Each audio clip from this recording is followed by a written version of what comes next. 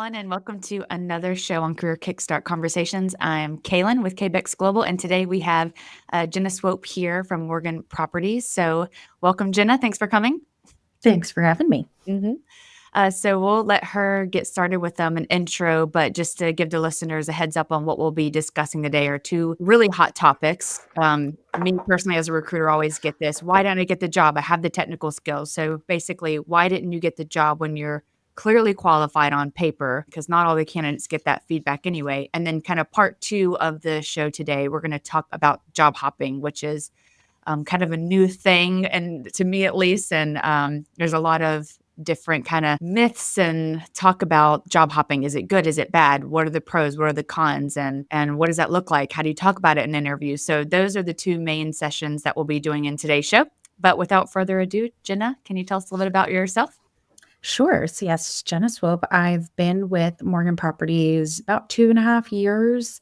I am the corporate talent acquisition manager. So I handle all of our corporate recruiting, and our other side of my team handles all of our site level recruiting. So property managers, leasing professionals, service. And so it's a pretty big team. I think we're up to like 12 people just in TA itself. So I've been with Morgan about 2.5 years. Before that, I was with a company for 3 years, also doing talent acquisition and like a little bit of HR. I think that was probably the job that I realized I don't want HR. I would love to hire. I don't want to fire. I don't want to have to deal with any employee relations. I just want to pass that right along. So I've have about, I think up to this point, like 8 years total in recruiting and TA. I started an agency, did that for about 2 years, and then realized I wanted to hire for my own company. So I went corporate. Nice. Cool. You see that a lot, like staffing, either they either stay in staffing for a long time or they go like really quickly to corporate and then they stay there for a long time. Yeah. I feel like it's usually like 2 years in agency, and then people are like, all right, either I'm doing this for life or I'm getting out. Well, I'm excited to talk to you about this. I love that you have like the agency and the corporate side too, because I mean, you've seen it from like two different viewpoints, and especially over the years, I can imagine like it's changed a lot. Anyway, we'll jump right into these questions. So a very open-ended one, but so people always say, I mean, do you see this? Do you see when you're talking to candidates, like when you give them feedback, maybe you didn't get the job, are they saying, well, I'm qualified on paper? Do you hear that a lot? Or does your team hear that a lot? Yeah, I think unless companies are sharing like incredibly direct feedback with a candidate, then they're sitting there wondering just why. Like if I've made it to this stage, they probably got their hopes up. They think maybe they're in it. So I think unless they get very concrete feedback, they are just going to constantly wonder why. Yeah. It seems like it eats their minds up too. Mm-hmm.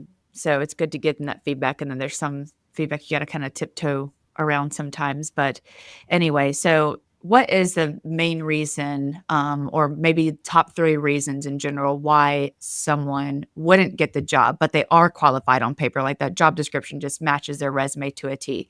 What are those top 3 reasons usually that you see? Yeah, I think people maybe that aren't in the recruiter's seat or haven't been in the recruiting side of things don't understand how much goes into finding the right candidate.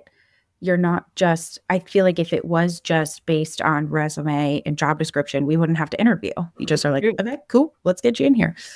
So I think the interview is just, there's a lot of weight on it, because that candidate, they can probably have 10 boxes that they're looking for the company to check. The company can have 10 boxes that they want the candidate to check. So unless those are equal to each other, there's just so much that can go into it. So like say in an interview, the questions that we ask candidates can seem so minuscule and so minor, but their answer is actually giving me so much insight into what they're looking for. Like I literally just ask people, what are you looking for in your next role? And what do you enjoy about your current position? And those 2 questions give me insane amounts of insight. And so if those answers don't match up to this position, if this position is in office in a set schedule and you're looking for flexibility, probably not going to be a match. If you're very set in your ways, or like you like a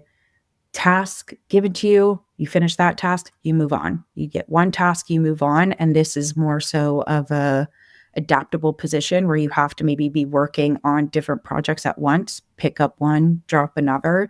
So Mhm. there's so many little intricacies that aren't shown on just bullet points on a resume. And it's more so what you've done and what that candidate feels comfortable with and what that position's going to have. So I think it's finding that both sides of the coin. And I think candidates don't see that side, and that's why the process is the way it is. But and that's our job as recruiters, is to find those matches and to dig into all of those things too. So finding that perfect match is such a process. Okay. Obviously, with the questions and their answers, you're trying to figure out, like you said, the on-site, or you task driven. So is it job specific or company wide culture fit, or do you Right. have two categories? That's what I'm asking, is like, I guess, how do you figure Yeah. out what culture fit is right? Is it like a team? Is it like how nuanced does it get? And how does like a candidate figure out like if their culture fit from there? Like maybe the job description probably has like hybrid or this or that on it. How does a candidate figure out, am I a fit behaviorally or culturally? And at your experience, is it from the company level, team, hiring manager? Like how nuanced does it get? That makes sense. I feel like it does get nuanced. I think from candidate side of things, with what I'm seeing, I've done maybe some like LinkedIn learnings, and like we as a company ourselves are moving more towards competency based interviewing and hiring. Hmm. Because those hard skills probably are on the resume. You can probably do keyword searches to like find those hard skills and those technical skills. But the competency pieces is, let's say, company wide. I think that every person that works for our company needs to be adaptable and flexible, because we are a growing company. We do have acquisitions where you could be working on something and you have to drop it and just all hands on deck. We're a growing company, so we're constantly looking to be more efficient. What's the most efficient processes for us? So people that are set in their ways and don't like change would not be a good fit. So that company wide, I would say that is appropriate for every single position we have, whether it is a service technician or a director of a corporate department. And then I think from there, we usually break down, we have our company ones that would really apply to everyone and like our values. Then we have competencies for each position and levels to that competency too. So we'll have, this is very early in the process, we'll have interview guides based on said competencies, what questions to ask, how to figure it out. So I think that is really where culture fit is going, because I think when culture fit is thrown around, people think that it could be discriminatory. And it's more so the, what does the team have and what are they missing and where's that piece? If we already have these three people that are skilled in these three things, what's that fourth piece that we're looking for? Or we all have people from the same industry. Let's find someone from a different industry. So again, there's just so many pieces that go into it that aren't just, does resume technical skills match job qualifications? And I think from a candidate side of things, don't ignore full job descriptions. Like I know I do that when I'm doing job searches for friends. I do a quick little read through some qualifications and I'm like, hey, but when you're looking deeper into it, read the full job description, because usually I think I've seen that companies are moving more towards skills-based interviewing and competency-based interviewing. Mhm. They could also probably post their mission and values on their website. So you think that gives a little bit of insight into it. But also candidates can also just ask during the interviews, like, hey, what are the soft skills that you're looking for? What Yeah. is that side of things? That way they can see if it is a match. Yeah, true. And then like what makes a candidate successful here? I feel like that question really gives candidates a sense of almost personality, because I've heard a lot of people ask that question, and it's never someone with a college degree, someone who is really good at math. Like it's never that. It's always like someone who can live in organized chaos, or it's always in my experience has been behavioral on those competency level skill sets that they're looking at, like the soft skills kind of side. Yeah. I actually had a fun stat that I came across related to this topic. And it says 89% of hiring failures are due to a poor cultural fit.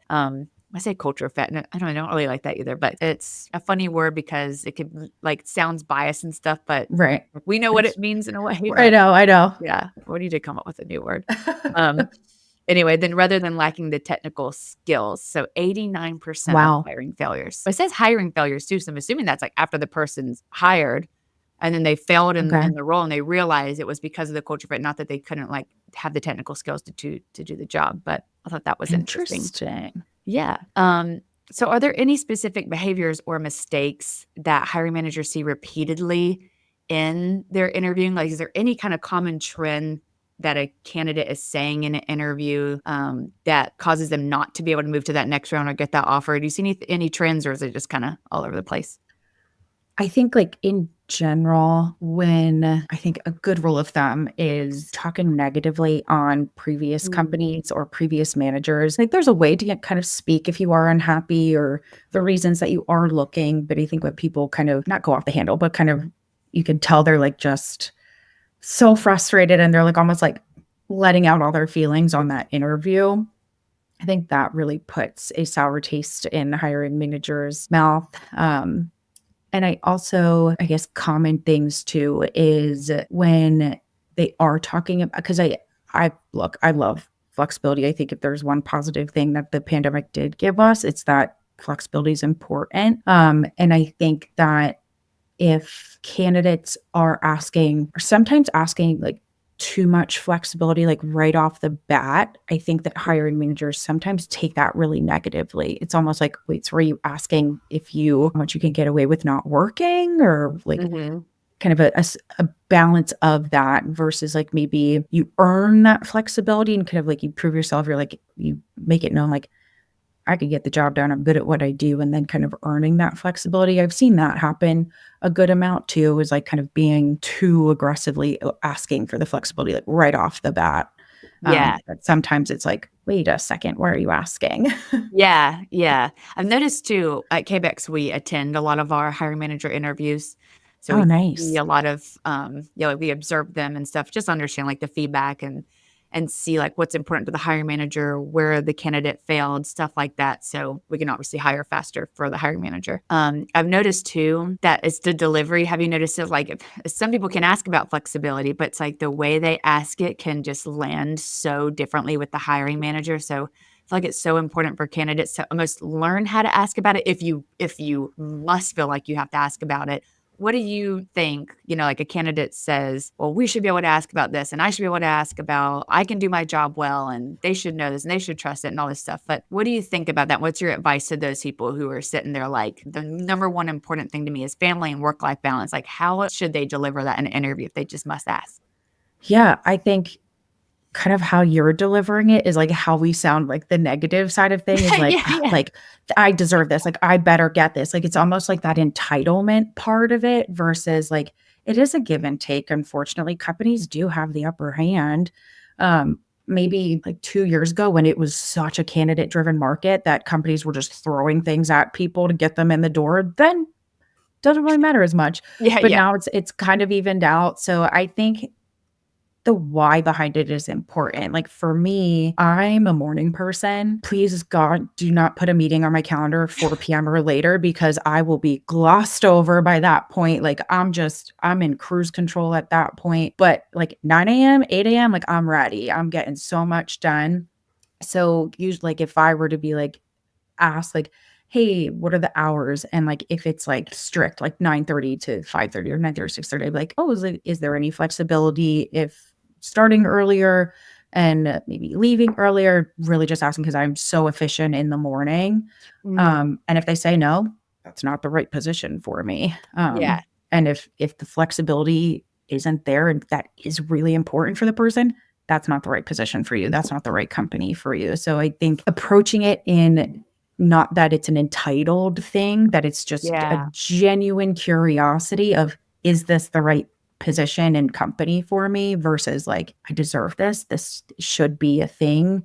I'm just testing Yeah. you to see if you're going to say the right thing to me. So I think it's kind of just a Yeah. take a step back and ask it humbly and genuine. Yeah, that's such a good tip, like, don't come it with entitlement, come with it with humble, and a reason why, like, you don't have to tell your whole life story, But yeah, I've noticed that now I'm thinking back on it, that does go better in the interviews because I see the people who do get that flexibility right off the bat, maybe say like, oh, my current position, here's what my managers did for me. It really worked out. You can call them and ask them how it worked out because a lot of people have to pick up their kids and stuff.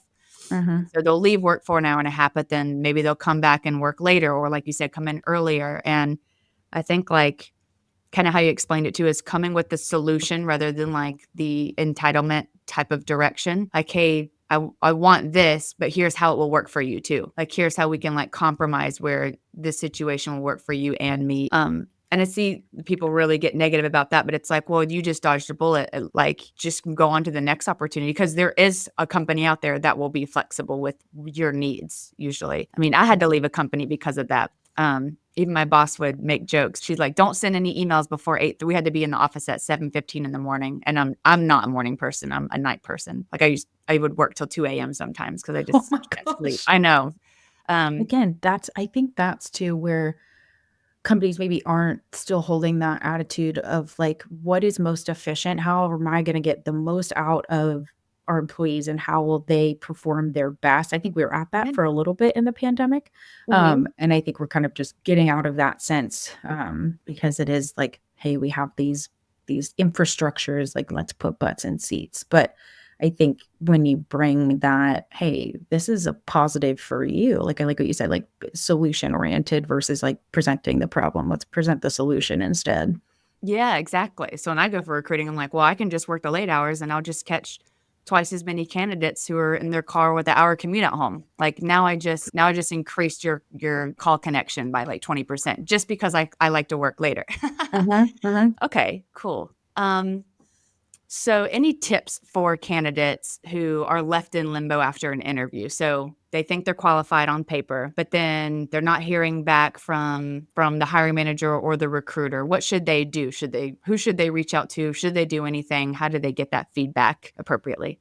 I That is a pet peeve of mine, and I try so hard to never leave people in limbo.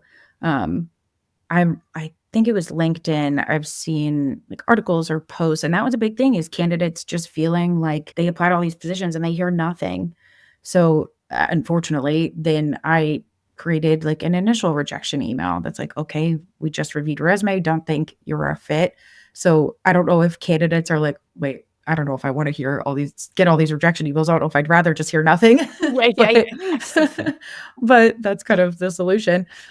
Yeah, so I think it's a shame because I think those are really the only steps you can kind of take is if you've reached out to, say, the recruiter, the hiring manager, who you interviewed with. I think those are really the only steps that you can take. So I think doing that due diligence is really that's kind of all there is. And if you're not hearing back, again, maybe dodged a bullet. If their communication, if they don't have the like almost like decency to just answer an email of being like, "Hey, we just didn't feel it was a right fit." I think that's a dodged bullet.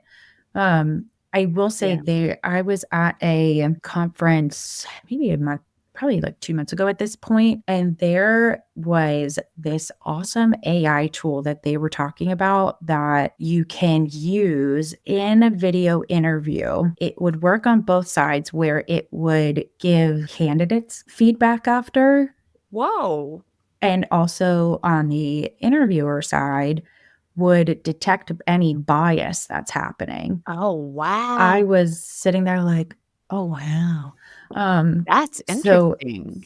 if candidates are really struggling, like, they're like, "I've racked my brain, I can't find a job, like, what the heck else can I do?" Like, that's always a thing. I don't know the cost, I don't know the logistics behind it, but I thought that was Yeah. just such a cool tool. That is a cool tool, and I could see how it would work too. I mean, they just listen and observe the text. They can record how long your answers are. Did you ramble for 10 minutes? And then they can probably see the behavioral pieces of like the hiring manager's responses to those candidates' answers and make an assumption off of that. Because I feel like most recruiters, Yeah. if we watched an interview, we could probably see if it went south or north. And even it just gives like a transcript or a summary. I feel like sometimes like I black out when I'm interviewing. Or like when I'm saying, I'm like, I have no idea what I said. Did I ramble? Probably.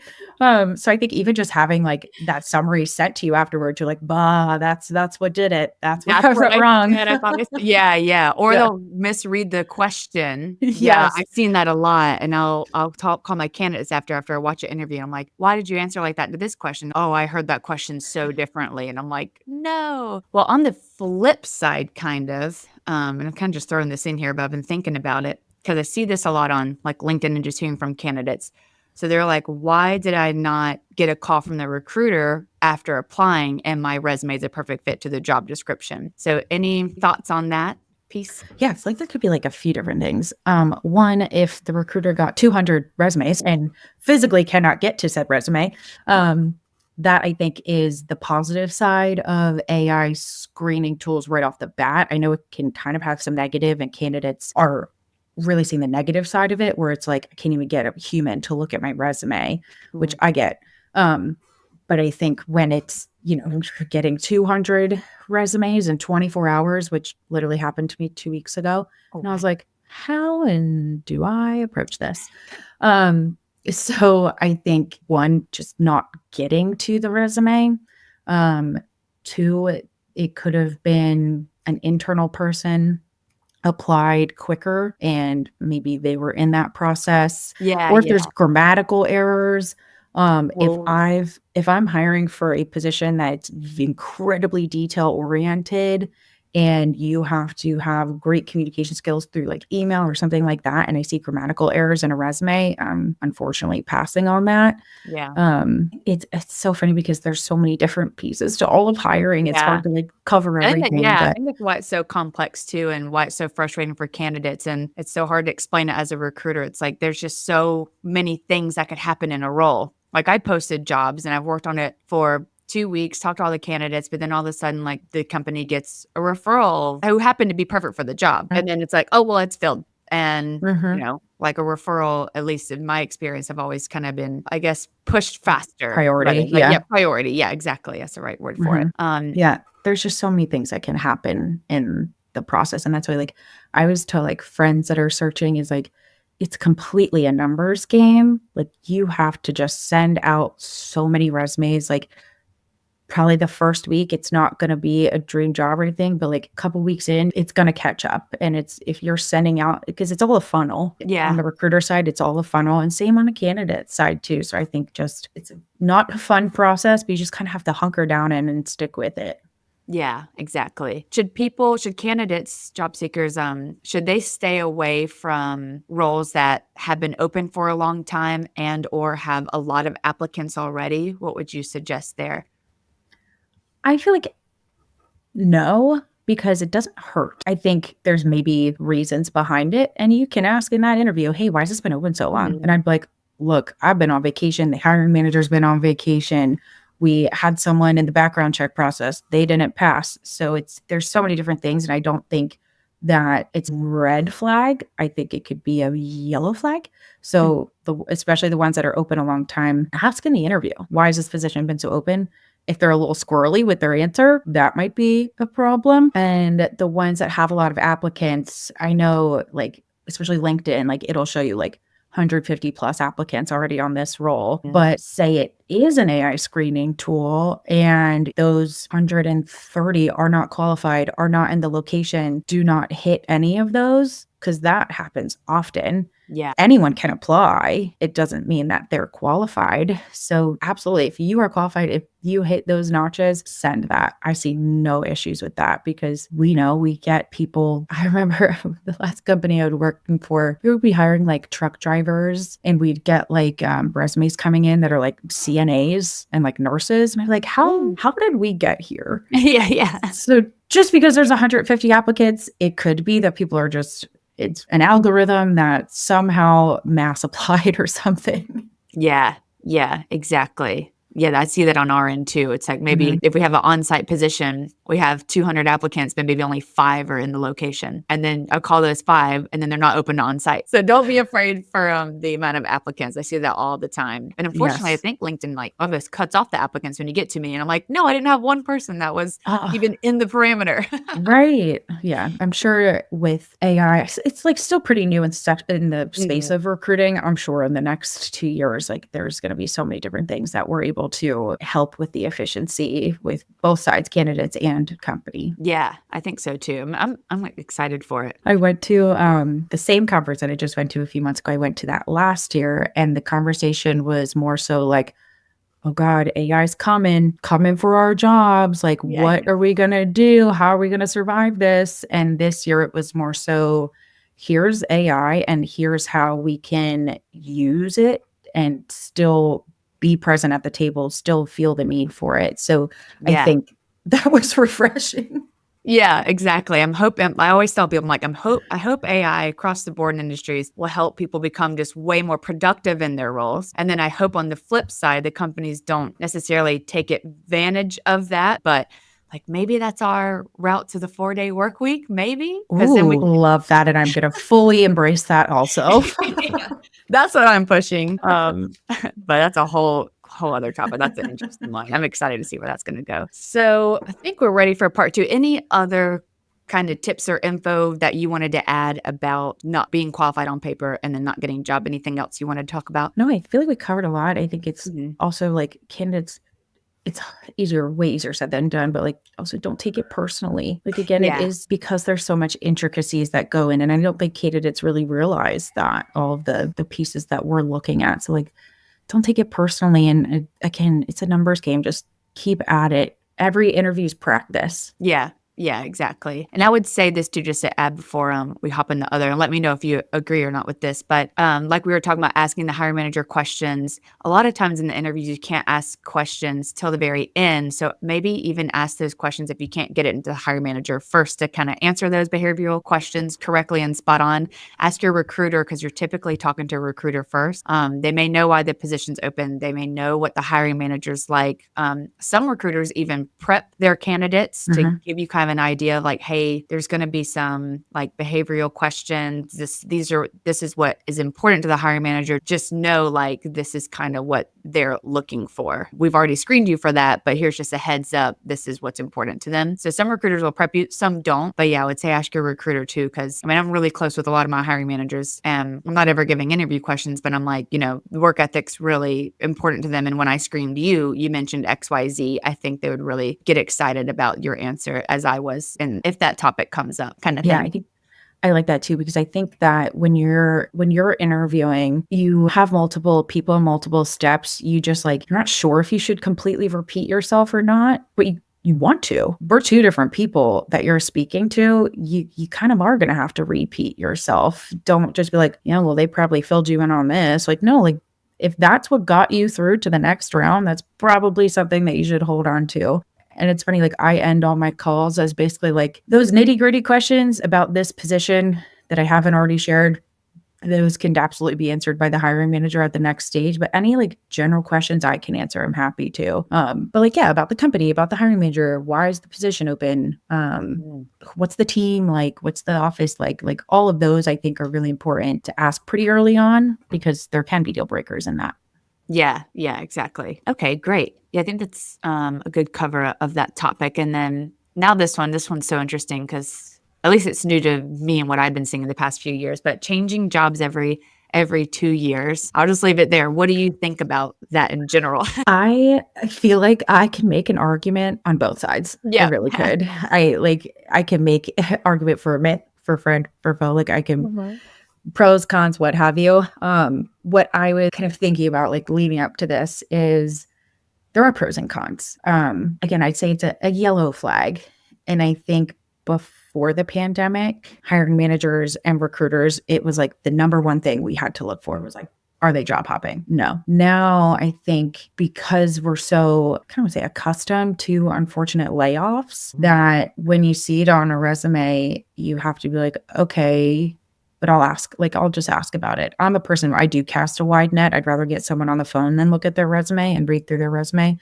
Um, So you just have to ask about it and be prepared to speak about it on the candidate side. Don't gloss over it. We can tell when the reason given, there's more to the story almost. So like be prepared to speak on it, I would say. But I also think early, you let me know if this is kind of how you feel too. I think early in your career, I would say it makes a lot of sense for maybe first two positions, like say you're coming out of college. I think that first position probably only going to be a 2-year thing, unless it's the type of company where you're set up to, okay, there's a complete growth path here.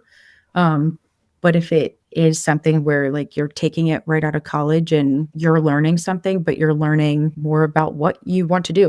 So yeah, I'm not sure if that's what you let me Yeah, know if no, that's I how you agree feel too. too. I definitely see it like it kind of gets I would say it's not a flag if you're doing like 2 year because you're still kind of junior in like say your first like few years of experience in my eyes.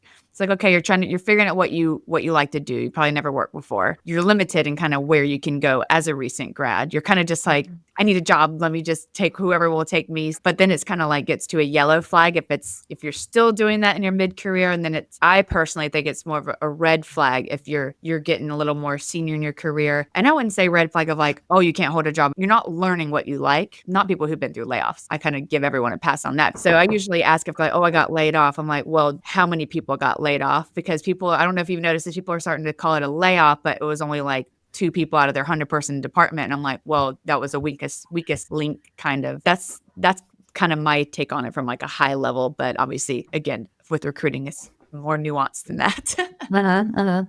No, I agree. I think, yes, early on in the career, it's I don't say it's a green flag or like almost expected, but you are still learning.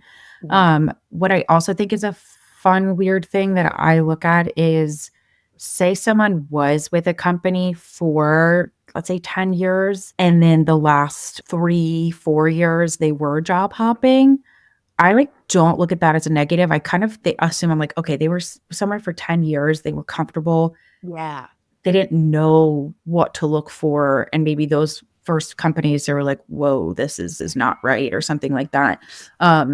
So again, more intricacies that it goes into. But I completely agree with you that as you get later in your career, it does become more of a red flag because I feel like most positions, if it is, I'm going to say a complicated position, but if it is something where it's not just simple, probably takes a year for you to fully get comfortable somewhere. So then just another year in that position, like, were you bored? Were you like, do you get bored easily? Companies don't want that turnover after 2 years, but it could also just be, yes, I do get bored. And that company had nothing, no growth, no extra opportunities, no more things that I could get my hands on. Yeah. And there's going to be plenty of companies that will continue to throw stuff at you. So yeah, I think it starts out totally fine and then slowly gets up to the yellow and red flag because there's so many reasons behind it. Yeah, exactly. And always kind of like, how are people talking about those moves? Because that's another nuance. It's like, well, when we're asking, why did you leave that job? Why'd you leave that job? Are there any, I guess, red flags in the answers from candidates when you're asking those questions of why they left their jobs? If they are a little bit more job hoppy, but their resume's a little on the fence, like, okay, well, maybe they have some good reasons. How should they explain that? Or on the flip side, how should they not explain that? If it's always just better opportunity, better opportunity, better opportunity, or more money, more money, more money. Those are so superficial that I'm just like, give me more. If you mean better opportunity, what did you see? What was that opportunity? I think I'm all about being genuine in an interview because I think as you grow in a recruiting career, you can see through a lot more of the BS and are they just saying what they think I want to hear? Are they super rehearsed? Be genuine. And I think one really hard thing to navigate is you leave a company negatively, whether it is fired or you absolutely hated the company, hated the manager. I think navigating that is really important. And I think candidates should practice how they want that. And that's a great opportunity to work with a recruiter because we're able to coach people of how to better say those things in an interview. So I think if people are really struggling on that side of things, and even when people are just struggling to job search in general, I'm always like, work with an agency, work with a recruiter. They're going to give you coaching because I think it's a hard thing to navigate when it is Yeah. a negative reason for leaving. Yeah. This conversation right here reminds me of too, is earlier when we were talking about the delivery too, and the entitlement versus the like solution kind of compromise way of discussing. I think it plays really well in this discussion in your interviews too. Because like you said, people are like, better opportunity, better opportunity. Well, it's like, well, why is it a better opportunity? And then I always dig on my candidates too and say, okay, if they said it was a better opportunity because I learned, like in my first role, I was just doing business development, and this role I actually got to like sell to the client if it's a sales role. Then I'll ask, well, were you, because usually in business development, they want you to move to the next step. So I'm like, were you capped at that growth? Like, how did you know you weren't going to be able to meet with clients in that last role? And why wouldn't that company want you to meet with clients in that last role since you were business development for 2 years? So then I can kind of like flip back on people. And everyone always looks really shocked when I dig in on it. I'm like, did you ever ask if you could meet a client? Like, well, no, I just started looking for another job. And then it kind of shows me, well, this might be a yellow flag in your communication. And you're just assuming that your company doesn't want you to do that, when maybe you could have just went to your boss and been like, I really want to start selling. Like, what do I need to get there? But then some candidates say, well, I had a meeting with my manager and we lost 10% of our clients year before because of COVID. They said they weren't going to do any more promotions for another 2 years because they had to revamp this. There's financial issues. I had that conversation. I wasn't able to get a promotion regardless of my performance for the next 2 years. So I felt like in order to grow in my career, I had to make a career change, unfortunately. And so it just sounds so different. Yeah. I don't know if you agree with that, but Fully agree. And I think what you're saying is a huge green flag of when people are like, yes, I have had the conversation. And again, the delivery. They're like, yeah, I had the conversation. It didn't go well. Or if it's like, yeah. like it's all about that delivery. If you just have that sour taste in your mouth and you can just hear it over the phone, you're just like, ooh, something happened. Yeah. So yeah, I fully agree with that. Yes. Okay. And so I guess, would you advise someone, and who would you advise to, maybe it's time to switch jobs or you should hop around, or like, is that ever something that is that an advice you'd ever give or not give? Or how would you, like, when would that come into play where it's good to hop? I know we talked about a little bit, but anything specific there? Yeah, I think it's so sad because I think people put a lot of weight on the job hopping because, and like I've heard so many people that are like, oh, well, I have to stay here for like at least a year.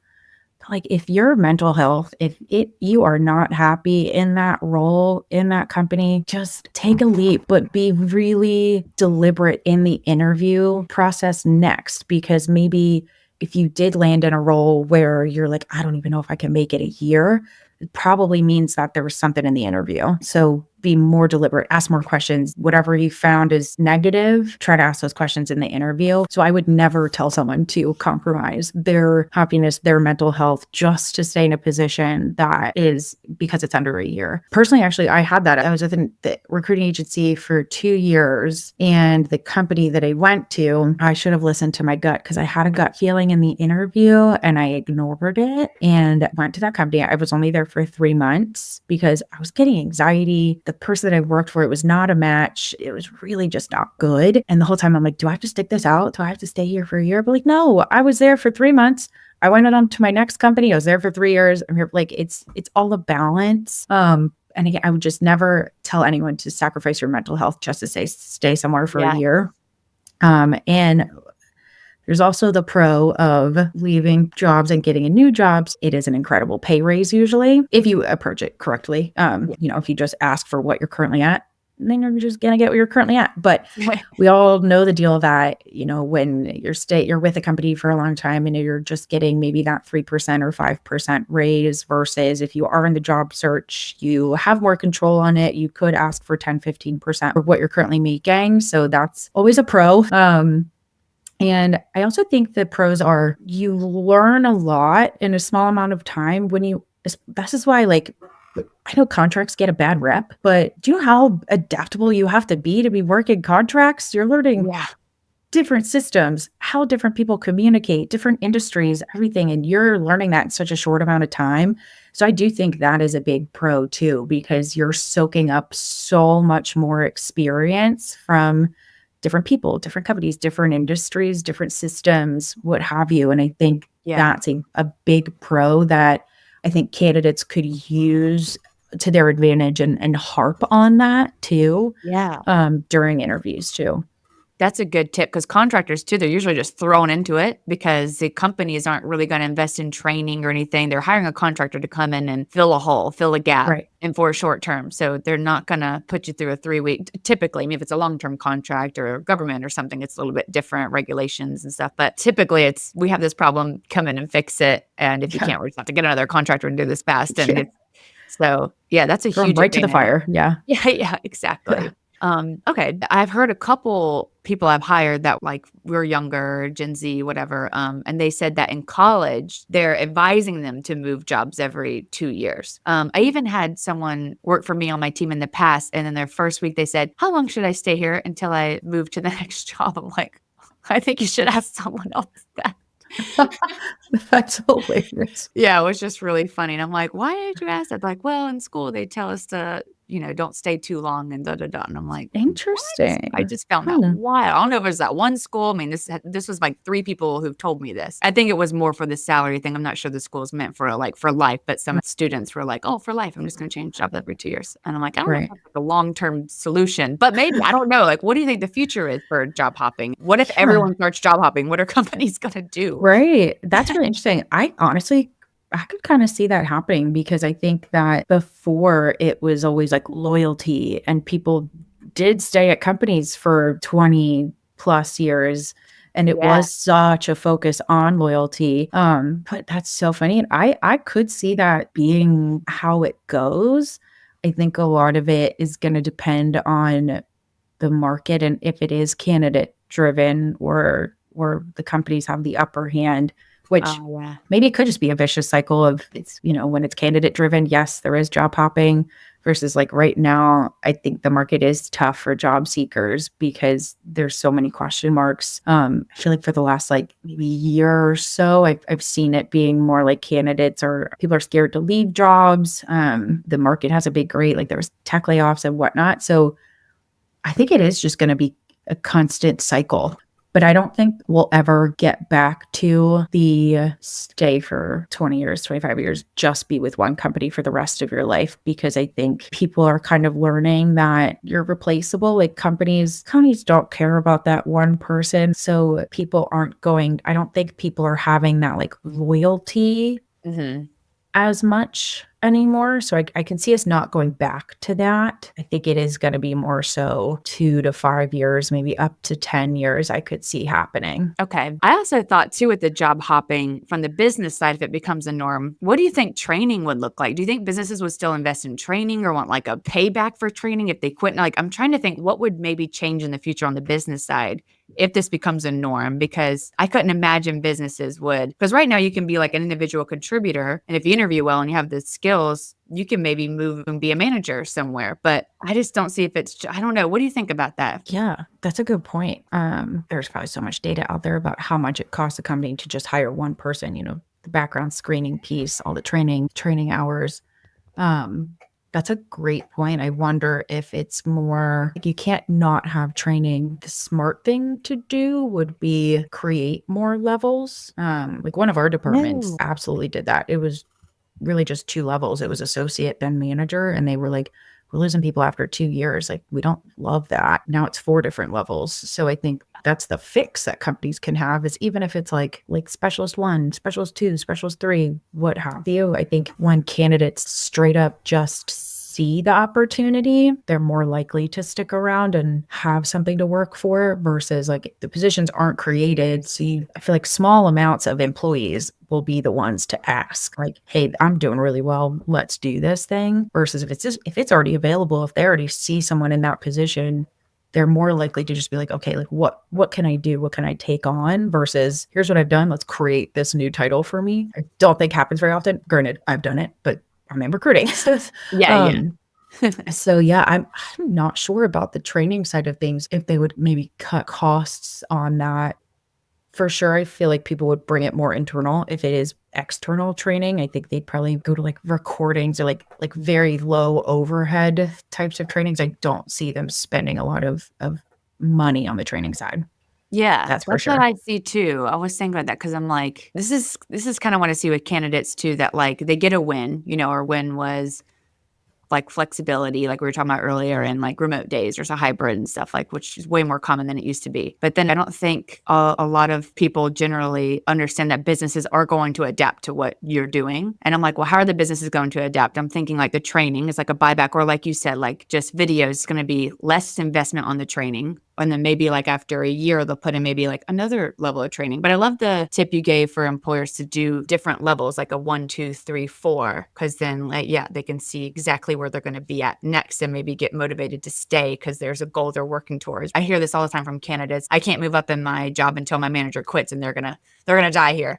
So it's like, okay, well, All time. fair enough. Yeah. Yeah. So that's a really good tip for the employer side, because retention has a like direct effect on productivity. I just pulled another stat about that. It says employees who remain with a company for longer than 2 years are on average 50% more productive and engaged, according to studies. And this is from the Bureau of Labor Statistics. It's going to make sense for companies to try to keep people. Totally believe that, because after 2 years, you're learning how your role fits in with other departments too. So like, again, that's why like after 1 year, you're just, I think, fully ready or fully up to speed. And then after 2 years, you're starting to just understand more pieces of the business that makes it more efficient. And you're seeing where more efficiencies can be too. Because that first year you're just learning, do it for long enough, and you're like, I think we can do it this way. So that makes so much sense. Yeah, it's going to be really interesting. I'm more interested to see what the businesses are going to do for whatever reason, if it becomes a norm. I mean, we've even talked about it at Kbex. It's like, I mean, staffing, it's like we hire a lot of like recent graduates and train them up. We're seeing that it's like, okay, we invest a ton in training because no one goes to school for staffing or recruiting.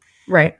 So you literally have to train from scratch. No one's really even producing until like 8 months in. And it's a really big learning curve because they're like, and then they're like, oh, I'm not using my degree. And it's hard. You've been in staffing. Yeah, we're like, well, we need to automate this, because we used to do like 2-week intensive training. And we're like, we're wasting so much money, and onboarding so expensive, turnover so expensive. Time and labor are usually the number one expenses for a company, depending what industry you're in. It's funny because then when you think about like maybe like 2013, 15, 16, 17, there was like the tech boom of like offices in San Fran having like ping pong tables and like all of these things, like video games, like what have you. Yes. Like there was that whole boom that it was like, oh, well, we're going to force people to work so many hours, so we'll just have all these amenities for them. Versus now, fast forward, we're like, we don't care about amenities. Just let me work from home. Just let me cuddle my dog at home. Like that's fine.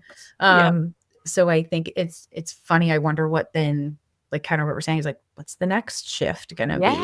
So it's so interesting to see all of that happen. I'm really interested in what that's gonna be like, but we'll see. Oh, this is a good question about job hopping. What do you think candidates, should they put their reasons why they left jobs in their resume? Like, should they put COVID layoff or anything?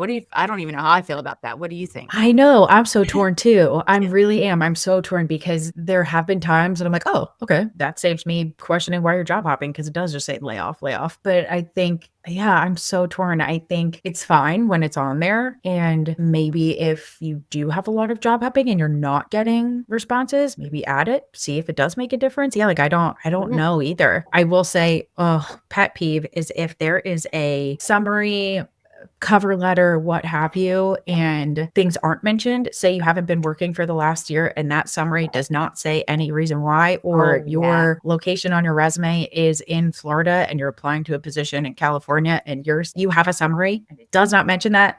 Use that summary. If you have a summary, make it purposeful, make it eye-catching. Like people, I feel like candidates are always asking like, what could separate me from candidates or something like that. Make it interesting. Even I think it's when I see people that have like hobbies on their resume, like it's kind of funny when I see something, I'm like, I'm going to ask them about that. Like I don't tell people to put hobbies on their resume, but when it's on there, I'm like, yeah, that did kind of differentiate you. It makes them like more human versus like a piece of paper. Yeah. It just will be like, oh, make you stand out, because we talk to how many people a day, we look at how many resumes a day, that it's got a little bit of a standout. And then you almost have like an identity in a way. I don't know. It just brings like some human connection to it. I don't know. Yep. Because I don't know if you do this too, but like, I feel like a lot of recruiters and even hiring managers too, write down like small little details for them to remember that person. Because if you are interviewing a lot of people that day, you're like, oh, like bright red shirt or like loves pickleball. Yeah, Something like that. exactly. Exactly. Cool. Oh, there's something else I had. Now the question's losing me. It was the last one I had. Oh no. I think we covered a lot today though. Anything you Yeah. wanted to add about the job hopping? Anything there? No, I feel we covered all of it. The both sides, the pros, the cons, the question marks, what we aren't sure of. Yeah, cool. Well, I think that's it. Hope you listeners got some good insights today. There were a lot of them in here. So practice your behavioral questions, know how to talk about job hopping in an interview if you are job hopping. Yeah, lots of tips throughout this conversation, which we can break it up. I'll put an outline like on our YouTube and stuff for you guys to see. I'll kind of piece it together. So you kind of have something maybe you can print and just review about these topics. So yeah, thanks for joining, Jenna. This was really, really good. Like probably my favorite topic so far. Oh, I'm so happy. Thanks for having me. I feel like to talk about this for hours. So I know. It's so awesome. Well, yeah, this is Jenna Swope, Talent Acquisition Manager at Morgan Properties. And yeah, thanks for coming. thank you so much.